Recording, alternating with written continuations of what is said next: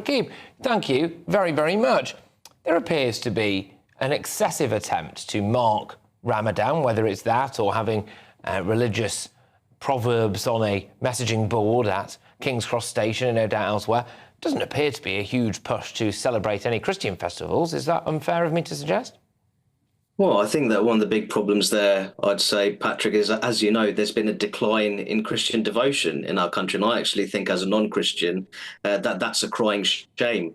At the turn of the century, in the 2001 England and Wales census, more than 7 in 10 residents across the two home nations identified as Christian. In the more recent 2021 census, that dropped to under half, around 46%.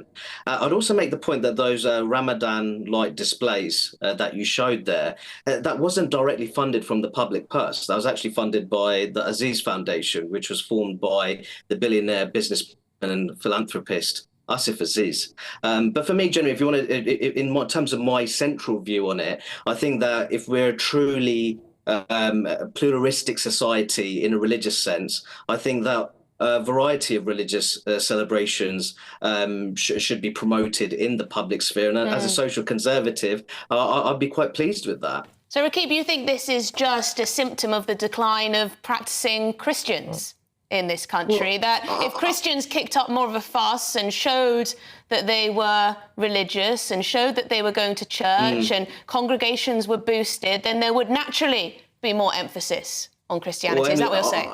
Emily, I've argued for some time that I'd really like to see a reconnection with the country's Christian heritage, history and traditions. And then I think that a stronger sense of Christian assertiveness, I'd actually welcome it, because that would mean that there'd be growth in monotheistic beliefs. And as a British Muslim, I'd welcome that. Yeah, but how can we have the promotion of Christianity in a country when we have an archbishop who's obsessed with wishing people a happy Ramadan, when he's obsessed with, comparing any kind of strong border policy, for example, to that of the Nazis?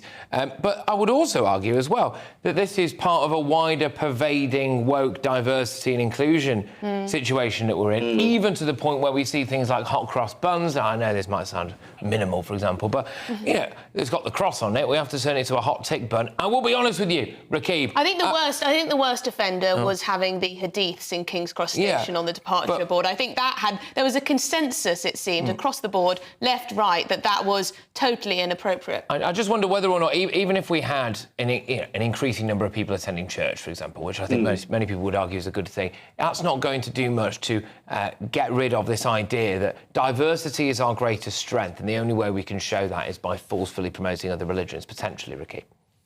Well, I make the point that I think existing policies connected to diversity, equity, and inclusion, I think they're deeply exclusionary. I think there's a real problem with treating Christianity as a form of whiteness. I've heard that on a number of occasions.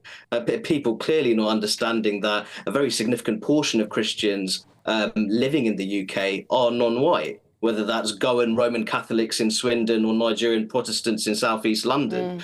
So I think that what we're talking about here is how institutions, how they celebrate faith. And I think some institutions may well be more willing to celebrate occasions and celebrations connected to Islam. But I think that should also be done when it comes to Christianity. And I think that this particular case that we're talking about here, at times it's almost like Christianity is a bit of an afterthought for some of these radical progressive institutions. I think that's a shame. Yeah, I think that's right. Thank you very much. We'll have to leave it there. Dr. Rakib Ehsan, great to speak to you as always.